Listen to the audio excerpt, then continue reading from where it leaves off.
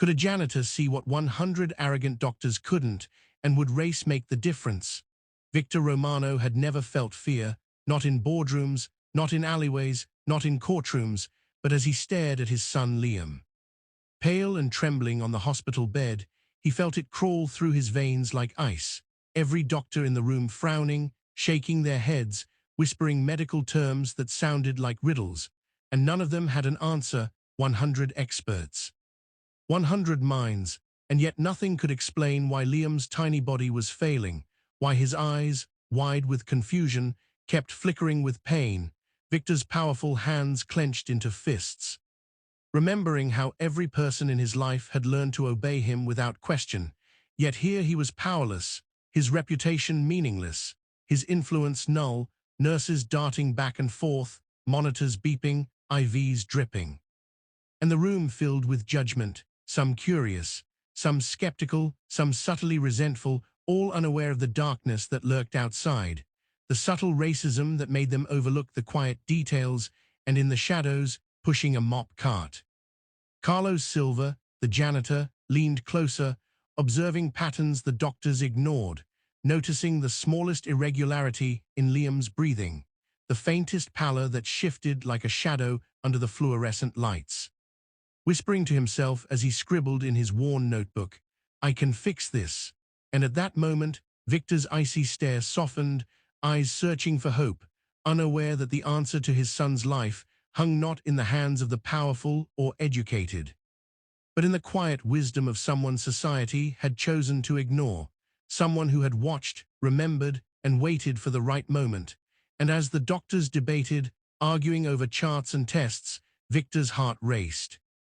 Thinking about the life of his boy, about the legacy he had to protect, and a single thought echoed in his mind. If this fails, everything fails, the Mafia empire, his reputation, his life, his son, and the janitor's whisper. So soft yet so firm, carried a promise, "I can," leaving a ripple of suspense in the room that made everyone, from the highest-ranking doctor to the lowest intern, pause, look, and wonder, while the camera of fate focused entirely on Liam. Innocent and fragile, as the first seeds of hope quietly began to take root, and the story, just begun, promised that nothing would ever be the same again. Victor Romano's icy stare shifted to Carlos Silva, the janitor who most people ignored, swept past, or mocked. Yet here he was, calm, precise, studying Liam's vitals, as if he could see through every chart, every monitor, every doctor's doubt, and then he spoke softly, almost a whisper, "I can help him," and the room went silent, 100 doctors frozen mid-discussion, some scoffing, some glaring. Some clearly offended that someone so lowly dared claim authority over their expertise. Victor felt a surge of disbelief, followed quickly by cautious hope, as Carlos approached the bed, eyes sharp, movements deliberate, hands steady. And he began asking questions no doctor had considered, tracing the pattern of Liam's irregular heartbeat, the subtle pallor in his lips, the way his breathing shifted with the slightest sound, and slowly, methodically, he started connecting the dots, revealing a hidden cause overlooked by all the advanced machines, all the high-priced specialists, the very thing that was endangering Liam's life, while Victor's face softened, anger melting into trust. And the staff exchanged nervous glances, unsure whether to intervene or let the janitor take charge, whispers of skepticism filling the room like a storm threatening to erupt. Yet Carlos remained focused, moving with quiet authority, correcting minor mistakes in the medication, adjusting oxygen levels, noticing symptoms that the doctors had deemed insignificant. And with every precise action, Liam's color improved, his small hands unclenching, his eyes blinking more steadily, and even the doctors had to pause, some reluctantly impressed, some trying to hide their embarrassment, but the undeniable truth was unfolding before them. A young boy's life being saved by someone society refused to value, and Victor's chest swelled with pride and relief, knowing that for once, hierarchy, power, and prejudice mattered nothing in the face of pure talent, intelligence, and courage. And in that room, filled with disbelief and silent admiration, the janitor whispered again, firm and clear, Trust me, I've got him. And in that moment, hope ignited like a beacon. The Mafia boss realized that true skill and heroism could come from anywhere, even the shadows of society, and that one underestimated person could defy every expectation, break every prejudice, and save a life. And as Liam's small chest rose and fell more evenly, Victor knew he had witnessed something extraordinary, a lesson in humility, resilience, and the power of noticing what others refuse to see. And as the room buzzed with a mixture of awe, shame, and curiosity, Victor's voice broke the silence, commanding yet respectful, "Let him continue," marking the beginning of a transformation that would change not only his son's fate, but everyone's perception in that room forever.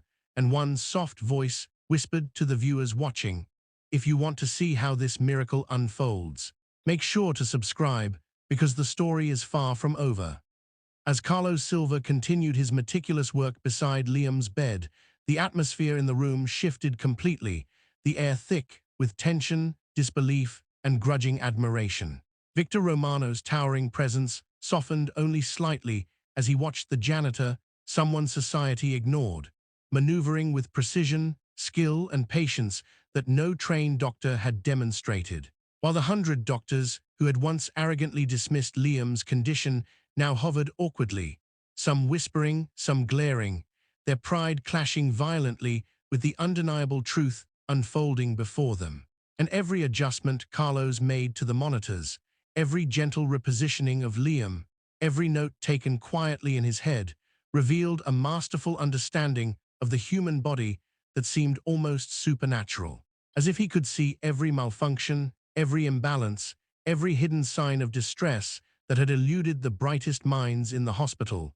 And slowly, cautiously, the doctors began to follow his subtle cues, copying his actions, adjusting medications, reassessing equipment, yet still some dared to mutter under their breath, questioning whether a janitor should dare instruct them, yet none could argue with the results, Liam's breathing growing steadier, color returning to his cheeks, tiny fingers relaxing, eyes blinking with more clarity, and Victor's usually cold expression cracked into something near awe, knowing that this humble, overlooked young man was literally saving his son's life while shattering the prejudices of everyone present.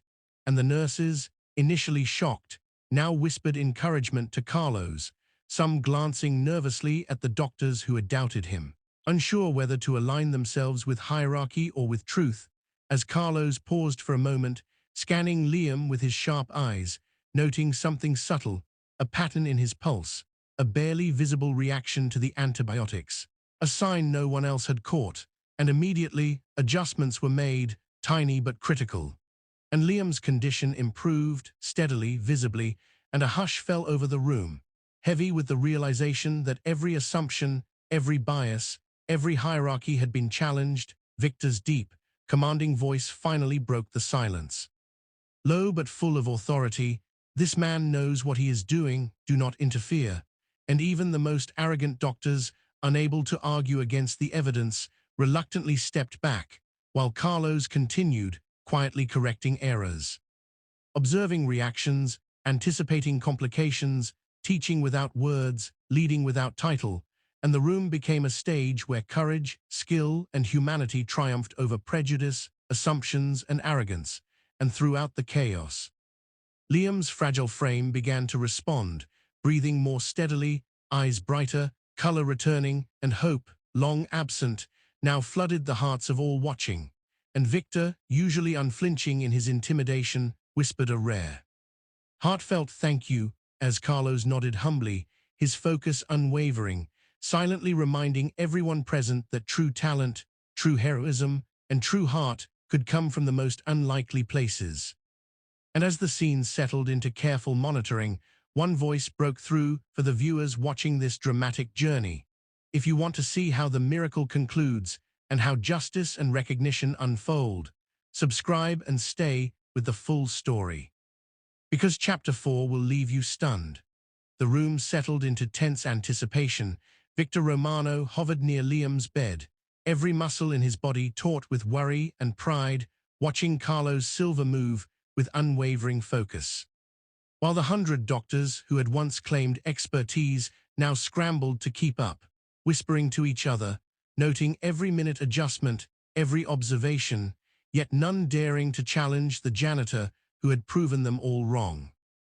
And Liam, fragile and pale just hours ago, now showed signs of recovery, his breath smoother, his tiny hands relaxed, his eyes blinking with clarity and recognition, and the nurses, initially skeptical, now stood in quiet awe.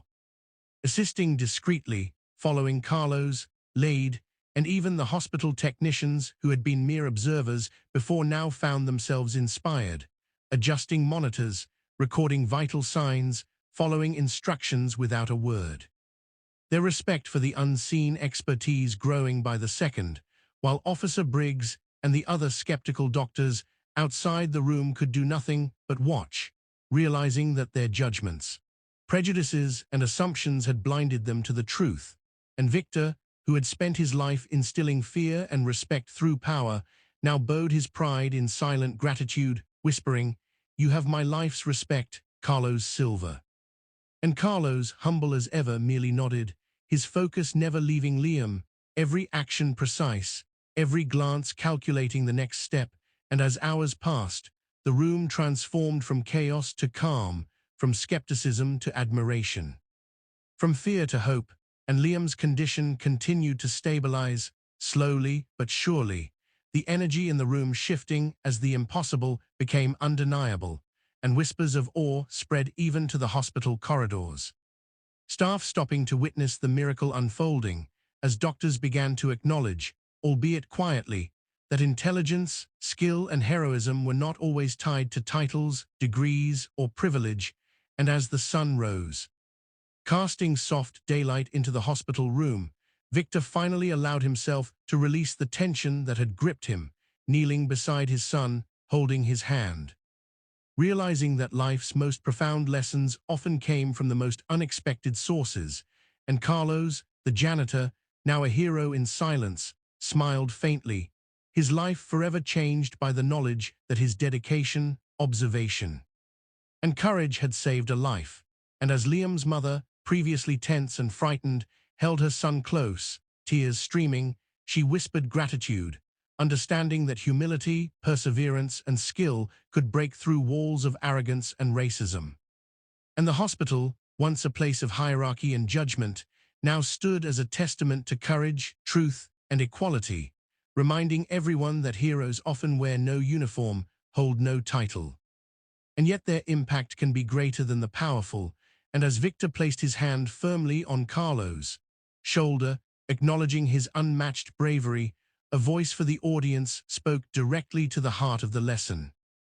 If you've been inspired by this story, hit subscribe, comment below, and remember that true talent, courage, and compassion are recognized not by status, but by action, and that even the smallest, most overlooked individuals can change the world if given the chance, and that prejudice, arrogance, and bias can never outshine dedication, observation, and humanity, for in the end, it is heart and intelligence combined that triumphs, leaving a lasting legacy for those who witness it.